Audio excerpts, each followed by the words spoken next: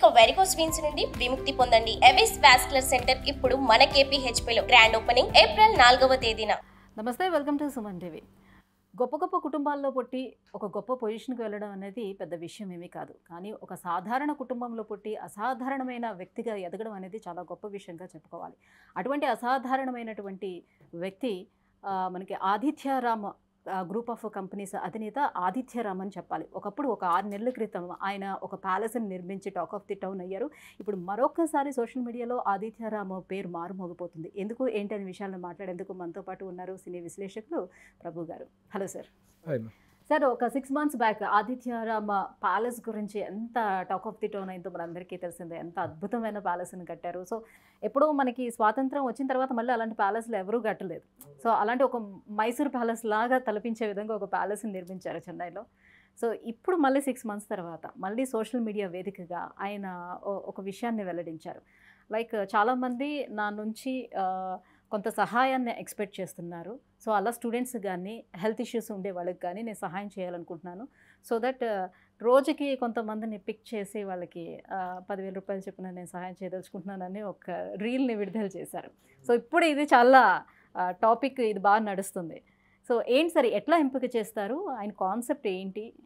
Talk of the town అన్నారు ఆయన palace గురించి. టాక్ ఆఫ్ ద టౌన్ కదా, టాక్ ఆఫ్ ద కంట్రీ అయింది. టాప్ ఆఫ్ ద ఇదిలో 3rd ప్లేట్లో ట్రెండింగ్ అయింది. అది టాక్ ఆఫ్ ది నేషన్లోనే 3rd ప్లేస్, నేషనల్ వైడ్గా ట్రెండింగ్ అయింది. సరే, ఈ మధ్యకాలంలో ఆయన యాక్టివిటీస్ కానీ ఆదిత్యరామ్ గారి చారిటీస్ కానీ చాలా విస్తృత స్థాయిలో ఇదవుతున్నాయి అనమాట. అయితే ఇప్పుడు ప్రత్యేకంగా ఆయన అనౌన్స్ చేసినటువంటి ఈ చారిటీ యాక్టివిటీ అనేటువంటిది మాత్రం సెన్సేషన్ క్రియేట్ చేస్తుంది. ఎందుకంటే first time online helping hand, ఆన్లైన్లో ఒక సహాయాన్ని అందచేయాలనేటువంటి ఒక గొప్ప కాన్సెప్ట్ని ఆయన తీసుకున్నారు. ఇంకోటి ఏంటంటే, ఈ చారిటీ అనేటువంటిది ఏదో ఒక ప్రాంతానికో, ఒక భాషకో, ఒక ఏరియాకు మాత్రమే పరిమితం అయ్యేలాగా. ఆయన నుండి తమిళనాడు చెన్నైలో కాబట్టి చెన్నైలో మాకు మాత్రమే పరిమితం చేయకుండా, అట్లాగే పరుగు రాష్ట్రాలకు కాకుండా ఆల్ ఓవర్ ద ఇండియాలో అప్లై చేసుకునే వాళ్ళందరినీ స్క్రూటినీ చేసి దాని ప్రకారం వాళ్ళు రోజుకు 10,000 రూపాయలు చొప్పున, అంటే స్క్రూటినీ కార్యక్రమం ఇదంతా జరగడానికి 10 రోజులు పడుతుంది. ఫర్ ఎవ్రీ 10 days ఒక 10 పీపుల్ని, అంటే పర్ డే ఒక పర్సన్కి ఒక 10,000, పర్ డే 10,000 అనేటువంటి కాన్సెప్ట్తో ఆయన చేస్తున్నాడు అనమాట.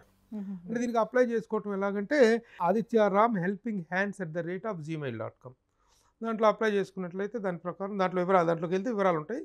ఇన్స్టాలో అప్లై చేసుకున్నట్లయితే వాళ్ళ టీం పరిశీలిస్తారు. దాన్ని పరిశీలించి వాళ్ళకి కావాల్సినటువంటి really if they are needed, అంటే మనకు ఎంత నీడ్ అయితే అంత పంపించరు.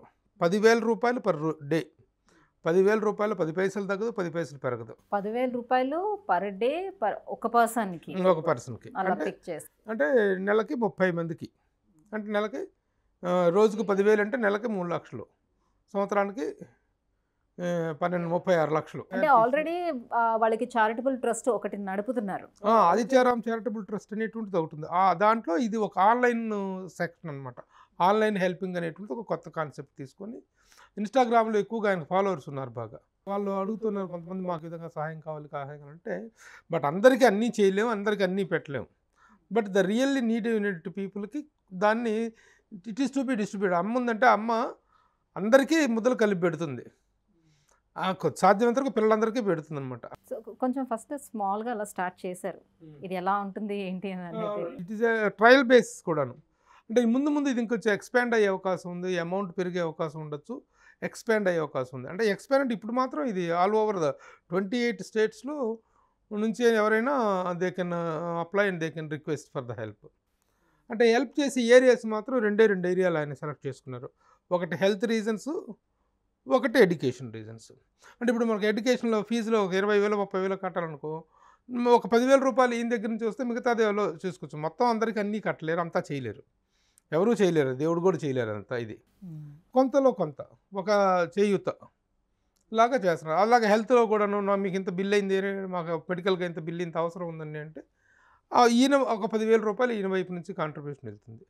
ఆ విధంగా అది ఇన్స్టాగ్రామ్లో ఆయన చేసినట్టు ఫస్ట్ ఆన్లైన్ హెల్ప్ అనేటు. అంటే దేశంలో చాలామంది కోటీశ్వరులు ఉన్నారు కానీ so never before ever after అనే విధంగా ఈయన ఒక పేరు తెచ్చుకోవాలనే ఉద్దేశంతో ఈ రకంగా తనకి తోచినంతగా సాయం చేయాలనే ఉద్దేశంతో దిగుతున్నట్టు కనిపిస్తుంది. అంటే అదేంటంటే ఆన్లైన్ హెల్ప్ అనేటువంటిది ఆయన చేసే రకరకాల చారిటీస్ రకరకాల చాలా చేస్తుంటారమ్మా.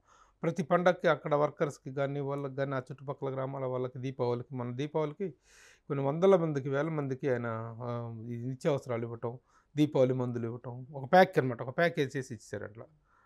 అదే జరిగింది. తర్వాత ఇంకా రకరకాల హెల్ప్ చేస్తుంటారు. అక్కడ మద్రాసులో, చెన్నైలో ఏ కార్యక్రమం జరిగినా ఎంత పెద్ద ప్రోగ్రామ్ అయినా సరే ఈయన స్పాన్సరింగ్ దగ్గరికి first choice of the sponsors ఈయన దగ్గరికి వెళ్ళటం జరుగుతుంటుంది. అవి కాకుండా ఇంకా రకరకాల చారిటీ కార్యక్రమాలు పేదవాళ్ళకి హెల్పింగ్ చేస్తున్నారు. ఆయనకు చేసేటువంటి రకరకాల నెంబర్ ఆఫ్ చారిటీ యాక్టివిటీస్లో ఇది వన్ ఆఫ్ ద యాక్టివిటీ. అంటే ఒక తెలుగువాడు అయ్యుండి అక్కడెక్కడో తమిళనాడులోని తన సామ్రాజ్యాన్ని విస్తరించడం అండ్ ఒక చిన్న రియల్టర్గా స్టార్ట్ చేసి ఇంత పెద్ద సామ్రాజ్యాన్ని ఎలా నెలకొల్పారంటారు? Hard work and speculation. Real estate అనేటువంటిది it's more about the speculation. ఎక్కడ మనం ఇన్వెస్ట్ చేస్తే ఆ ఇన్వెస్ట్మెంట్ అనేటువంటిది పెరుగుతుంది అనేటువంటిది అంచనాలు ఉండాలి, హార్డ్ వర్క్ ఉండాలి, హానెస్టీ ఉండాలి. ఈయన చేసినటువంటి మద్రాస్ అని వస్తాను, నాకు అక్కడ నుంచి వచ్చినాడు కాబట్టి చెన్నైలో ఈయన చేసినటువంటి రియల్ ఎస్టేట్ వెంచర్స్లో ఎక్కడ ఇంత రిమార్క్ కూడా లేకుండా ఉండటం అనేటువంటిది గొప్ప విషయం. ఈ మధ్య ఐటీ వాళ్ళు రైడ్ చేశారు. హ్యాట్స్ ఆఫ్ సార్, మీ దగ్గర మేము ఏదైనా దొరుకుతుంది అనుకున్నాం, ఏమీ దొరకలేదు, వెరీ క్లీన్ అని చెప్పేసి వాళ్ళు సర్టిఫై చేసి వెళ్ళటం అనేటువంటిది గొప్ప విషయం. అంటే బిజినెస్ చేయటం, రియల్ ఎస్టేట్లో రకరకాల మోసాలు ఉంటాయి, రకరకాల ఇవి ఉంటాయి అన్నమాట. ల్యాండ్ పర్చేజ్ దగ్గర నుంచి ప్రతి విషయంలోనూ there is a possibility for cheating and for to be cheated. మోసం చేయడానికి అవకాశాలు ఉంటాయి. అలాంటి రంగంలో ఉండి కూడా ఇంత రిమార్క్లెస్గా ఆయన బిజినెస్ చేస్తున్నారు అనేటువంటిది that is. So not only real estate కదా సార్, తను మూవీ ప్రొడ్యూసర్ కూడా, అదే కన్స్ట్రక్షన్స్, ఇన్ఫ్రాలో ఉండడం, చాలా రకాలుగా స్టూడియోస్. స్టూడియో అంటే ఇప్పుడు ఆయన స్టూడియో నిర్మాణం చేయలేదు. ఆయన ఈసీఆర్ రోడ్ అంటే the most costliest area in Chennai. ఆ ఏరియాలో ఆయనది 250 ఎకరాల సామ్రాజ్యం. ఊహించలేమన్నమాట, అంత కాస్ట్లీ ఏరియాలో 250 ఎకరాలు అంటే మొత్తం రోడ్ అంతా బిజీగా, మొత్తం ఎక్కడ ఇంత కూడా ఇంచు లేకుండా కన్స్ట్రక్షన్స్, ఇల్లులు, బిల్డింగ్లు, ఆఫీసులు ఇతర ఉంటుందమ్మా. కానీ మధ్యలో ఒక 250 ఎకరాల స్పేస్ కనిపించదు, ఖాళీ స్పేస్. ఏంటి ఇంత స్పేస్ అంటే that is Adityaram empire, Adityaram group of companies వల్ల ఆ 250 ఎకరాలు. అంటే ఆ 250 ఎకరాలే కాదు, ఇంకా ఆయనకి ఎన్నెన్నో ఉన్నాయి అక్కడ. ఇలాంటి ఒక కాస్ట్లెస్ ఏరియాలో బిజినెస్గా అక్కడ షూటింగ్లు చేసుకుంటారు వీళ్ళు వచ్చి. ఖాళీ స్థలం చాలా ఉంది కాబట్టి సినిమా వాళ్ళందరూ వచ్చి అక్కడ సెట్టింగ్లు వేసుకొని వాళ్ళే షూట్ చేసుకొని అక్కడ ఆ ప్లేస్కి మాత్రం అంత ఓపెన్ ప్లేస్ ఎక్కడ చెన్నైలో లేదు ఇప్పుడున్నటువంటి పరిస్థితుల్లో. దాంట్లో వచ్చి వాళ్ళే షూటింగ్స్ చేసుకొని వెళ్ళిపోతుంటారు అనమాట. చాలా ప్రెస్టీజియస్ ఫిలిమ్స్ అన్నీ అక్కడే జరిగింది. మన రజనీకాంత్ జైలరు, అది కానీ మన షారూఖ్ ఖాన్ జవాను, అన్ని పెద్ద పెద్ద షూటింగ్స్ అన్నీ అక్కడే జరుగుతుంటాయి. సో అందుకే ఆయన ఈ బాగా తాకిడి ఎక్కువగా ఉంది, షూటింగ్లు తాకిడి ఎక్కువగా ఉందని చెప్పి ఆయన ఒక 2 AC ఫ్లోర్లు నిర్మించే ప్రయత్నాల్లో ఉన్నారు ఇప్పుడు. అంతకుముందు ప్రొడ్యూసర్గా మనకు తెలుగులో 4 సినిమాలు తీశారు. 4 చక్కగా ఆడిని, ఏ సినిమా కూడా నష్టపరచలేదు. కానీ వాహా ఓహో అని పెద్ద సూపర్ డూపర్ హిట్లు అని చెప్పలేదు. Ek Niranjan with Prabhas and Puri Jagannadh combination. అలాగే ఖుషీగా, సందడి, స్వాగతం. సినిమాలు తీసిన తర్వాత మళ్ళీ ఒక దశాబ్ద కాలం పాటు కనిపించలేదు కదా, ఆఫ్టర్ దట్ మళ్ళీ ఒక బ్యాలెన్స్ తోటి మళ్ళీ హైలైట్ అయ్యారు ఇట్లా. ఎందుకంటే అక్కడ రియల్ ఎస్టేట్లో ఈయన అక్కడ ప్రభంజనం స్టార్ట్ అయింది. ఆ సినిమాలు చేస్తే ఒక మంచి లెవెల్లో ఉన్నారు ఆయన. ఇది అయిన తర్వాత ఆయన రియల్ ఎస్టేట్ అనేటిది అక్కడ ఒక ప్రభంజనం స్టార్ట్ అయిపోయి ఎక్కడికో వెళ్ళిపోయారు. ఇక సినిమాల మీద కాన్సన్ట్రేట్ చేసేటువంటి పరిస్థితి లేదు. సో మళ్ళీ మూవీస్లోకి వచ్చే అవకాశం ఉందంటారా? ఉంటుంది. అంటే ప్రస్తుతం దీంట్లో చాలా బిజీగా ఉన్నాడు. ఈసారి తనంటూ రావటం అంటే పెద్ద పెద్ద సంస్థలతోటి కలిసి జాయింట్ వెంచర్స్ చేయటం కానీ, చాలా మల్టీనేషనల్ రేంజ్. ఇప్పుడు ఎందుకంటే సినిమా స్పాన్ కూడా పెరిగింది, పాన్ ఇండియా స్థాయికి వెళ్ళింది కాబట్టి సినిమా ఒకవేళ చేస్తే ఆ రేంజ్ వెంచర్స్ చేస్తారండి. ఆ ఉద్దేశం ఉంది. అలాగే హైదరాబాద్ కూడా తన రియల్ ఎస్టేట్ ఎంపైర్ని ఎక్స్పాండ్ చేసేటువంటి ఆలోచనలో కూడా ఉన్నారండి. సార్, ఇప్పుడు స్టార్ట్ చేసినటువంటి ఈ చారిటబుల్ దీనికి సంబంధించినటువంటిది ఈ సోషల్ మీడియా వేదికగా మనం స్టార్ట్ చేసింది, ఎలా పిక్ చేసుకుంటున్నారు? క్యాండిడేట్స్ని ఎలా పిక్ చేస్తున్నారు? ఆల్రెడీ స్టార్ట్ చేసేసారా, చేస్తారు? ఫస్ట్ 10 పీపుల్ని సెలెక్ట్ చేయడం జరిగింది. రోజుకు ఒకరి దగ్గర 10 మంది, 10 రోజులకి ఒకసారి చొప్పున చేస్తారు వాళ్ళు. అంటే రోజుకు ఒక చారిటీ చొప్పున అది ఆల్రెడీ స్టార్ట్ చేయడం జరిగింది. ఆల్రెడీ ఆ వివరాలు కూడా మనకు ఇన్స్టాగ్రామ్లో పెట్టడం జరిగింది. అంటే ఎలాగంటే వీళ్ళకి ఒక టీమ్ ఆఫ్ పీపుల్ సెలెక్ట్ చేస్తారు దీన్ని. ఆ టీమ్ ఆఫ్ పీపుల్ సెలెక్ట్ చేసేసి ఇది 10 మంది సెలెక్టెడ్ పీపుల్. చేసేసి వీళ్ళకి ఆల్రెడీ సహాయం వెళ్ళటం జరిగింది. ఎవరెవరికి హెల్త్ వాళ్ళకి హెల్త్, ఎడ్యుకేషన్ పర్పస్ ఆ 10 మందిని సెలెక్ట్ చేయడం జరిగింది. ఓకే. అంటే ఎట్లాగంటే వీళ్ళకి ఒక ముగ్గురు సెలెక్టెడ్ వీళ్ళు ఉంటారనమాట. ఆ వచ్చిన అప్లికేషన్స్ అన్నింటిని కూడా ఆన్లైన్లో వచ్చిన Verify అప్లికేషన్స్ చేస్తారు అన్నింటిని కూడా వాళ్ళు వెరిఫై చేస్తారు.